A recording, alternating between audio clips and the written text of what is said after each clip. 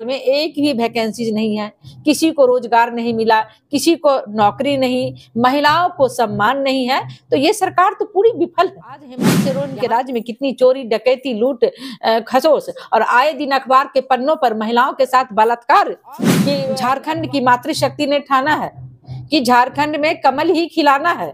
जो हमारे 14 यहाँ पर लोकसभा सीट है, 14 का 14 हम जीतने योजना आपके द्वार आपके सरकार, ये बिल्कुल ढकोसला है। ये जनता को परेशान किया जा रहा है, मात्र कोई फायदा नहीं हो रहा है, आम जनता तक कोई सुविधा नहीं। वर्तमान सरकार जो है हेमंत सोरेन जी, वो तो महिला विरोधी है।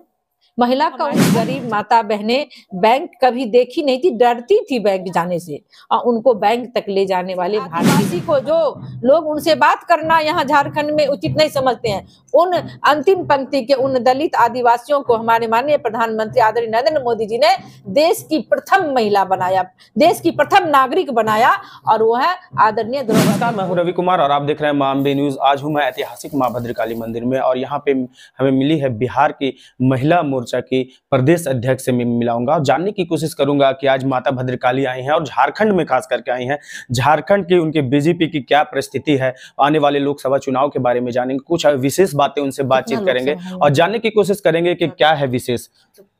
सबसे पहले हमारे चैनल में स्वागत है मैम। सबसे पहले हमारे दर्शकों से आप रूबरू हो रहे हैं, उससे पहले आप अपना परिचय हमारे दर्शकों को दे दें। जी, आपको नमस्कार और धन्यवाद। मैं बिहार प्रदेश की प्रदेश अध्यक्ष महिला मोर्चा डॉक्टर धर्मशीला गुप्ता।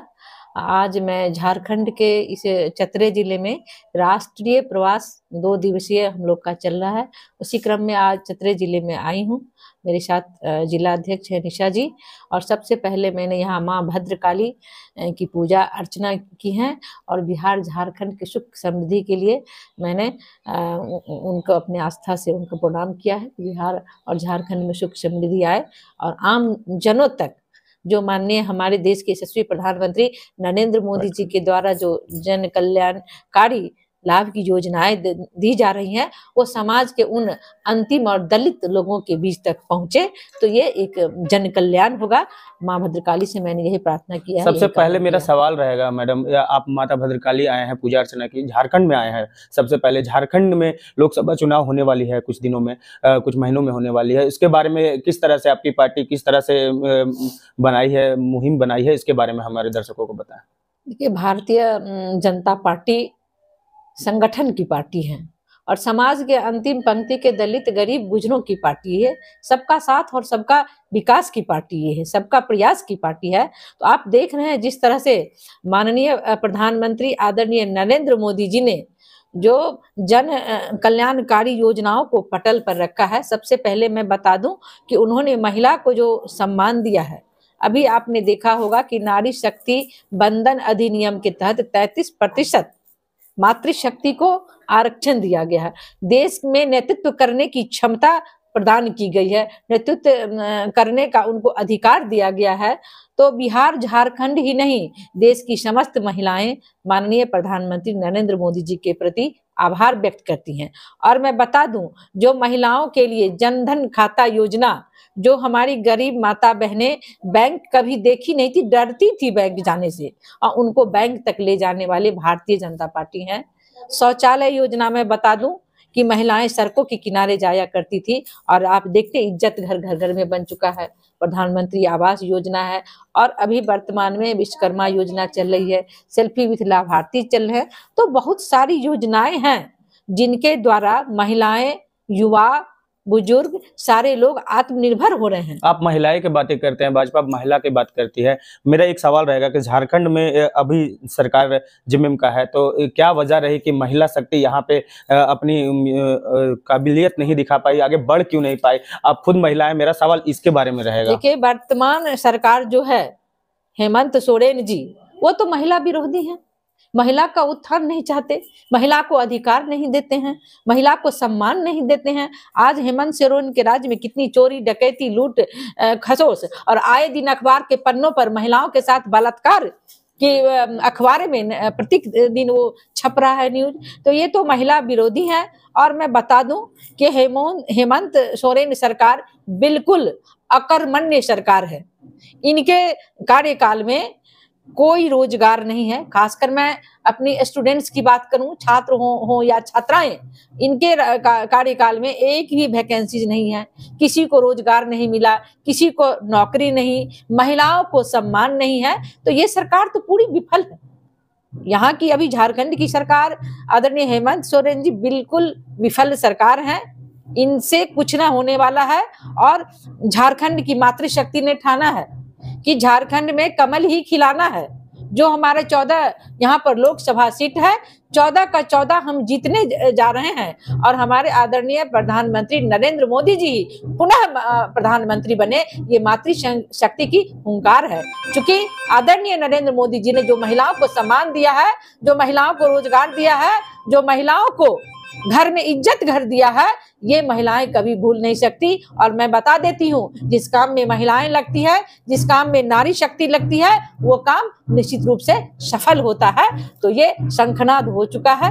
मैं आई हूँ झारखंड में, हमारी मातृशक्ति, सभी लोग संकल्पित हैं, दृढ़ संकल्पित हैं कि कमल फूल खिलेगा झारखंड में और 14 का 14 लोकसभा हम जीतेंगे और देश में हमारी। एक चीज मेरा सवाल और रहेगा कि झारखंड आदिवासियों का क्षेत्र है, यहाँ पे लोग कहते हैं कि आदिवासी मूल के लोग बहुत ज्यादा हैं, जिसकी वजह से हेमंत सरकार अपनी सरकार बना पाते हैं और उनके बहुत सारे सपोर्टर भी हैं आदिवासी। तो क्या भाजपा या नरेंद्र मोदी जी सोच रहे हैं आदिवासियों के लिए कुछ, उनके बारे में कुछ प्लान है? भाजपा, और मैं देश की बात करूं, प्रधानमंत्री आदरणीय नरेंद्र मोदी जी, आपने देखा कि राष्ट्रपति जी आदरणीय द्रौपदी मुर्मू जी को उन्होंने बनाया। उन्होंने उन ऐसी आदिवासी को जो लोग उनसे बात करना यहाँ झारखंड में उचित नहीं समझते हैं, उन अंतिम पंक्ति के उन दलित आदिवासियों को हमारे माननीय प्रधानमंत्री आदरणीय नरेंद्र मोदी जी ने देश की प्रथम महिला बनाया, देश की प्रथम नागरिक बनाया और वो है आदरणीय द्रौपदी मुर्मू जी को उन्होंने राष्ट्रपति बनाया।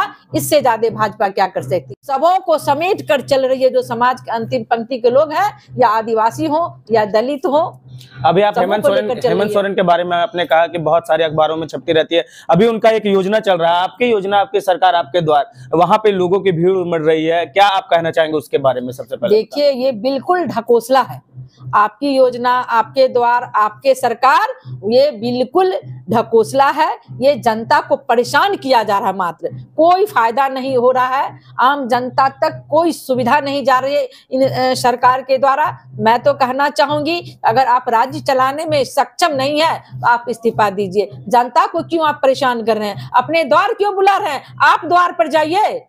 गरीब जनता हमारी है, जिनको जरूरत है, आपका प्रशासन क्यों नहीं जाता? आदरणीय हेमंत सोरेन जी, आप क्यों नहीं द्वार पर आते कि आप जनता को परेशान कर रहे हैं? दूर दूर से जनता, कितने भारे खर्च हो रहे हैं, जा नहीं पा रहे हैं, कितनी सुविधा उनको तैयार करनी पड़ती है। ये जनता को बिल्कुल परेशान करने का एक साजिश। एक चीज और बताना चाहेंगे आपको और अवगत करवाना चाहेंगे, उसके बारे में जानना चाहेंगे आपसे कि पीएम आवास जब था, यहाँ झारखंड में भी पीएम आवास चल रहा था, लेकिन इस बार अबुआ आवास चल रहा है आपकी योजना, आपके सरकार में, तो इस नाम को चेंज किया गया है और मुख्यमंत्री के द्वारा कहा जा रहा है कि अबुआ आवास 3 कमरों का रूम मिलेगा, शौचालय मिलेगा, कहीं ना कहीं गरीबों को बहुत मजबूत किया जाएगा। तो इसके बारे में क्या कहेंगे आप? ये तो बिल्कुल ही गलत है, ऐसा किसी राज्य में नहीं है। जो प्रधानमंत्री आवास योजना तो सभी राज्य में मैंने भी सुना है, सारे लोग जानते हैं, लेकिन ये मतलब कि एक नहीं कहता है कि मुंगेरी लाल के सपने देख रहे हैं हेमंत सोरेन जी, कि ऐसा करके वो पीएम न बन जाए, ये तो दूर दूर तक नहीं दिखता है। तो ये अबुआ योजना जो चलाए हैं, आवास योजना,